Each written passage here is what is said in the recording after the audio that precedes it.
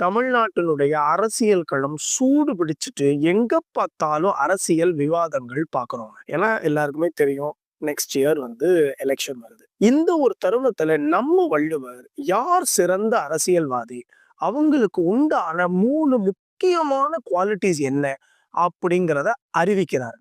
Declare பண்றாரு நம்ம வள்ளுவர். வாங்க பார்க்கலாம். பிரித்தலும் பேணிக் குழலும் பிரிந்தார் பொறுத்தலும் வல்லது அமைச்சு.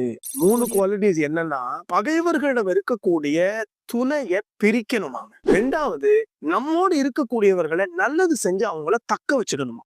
3வது, நம்மோட சண்டை போட்டுட்டோ ஏதோ ஒரு மன வருத்தத்தினால பிரிஞ்சு போனவங்கள கன்வின்ஸ் பண்ணி அந்த ஃப்ரிக்ஷனை சரி பண்ணி திரும்பவும் நம்மோட சேர்த்துக்கணும். இந்த 3 குவாலிட்டியும் நாட்டினுடைய நலன மனசுல வச்சு யாரு செய்யறானோ அவர்தான் சிறந்த அரசியல்வாதி அப்படின்னு நம்ம வள்ளுவர் சொல்றாருங்க. இந்த குறள் படிக்கும்போது ஏதோ இப்ப இருக்கிற சிச்சுவேஷனுக்குன்னே எழுதுன மாதிரி எனக்கு தோணுச்சு. உங்களுக்கு என்ன தோணுது அப்படிங்கறத கமெண்ட்ல சொல்லுங்க.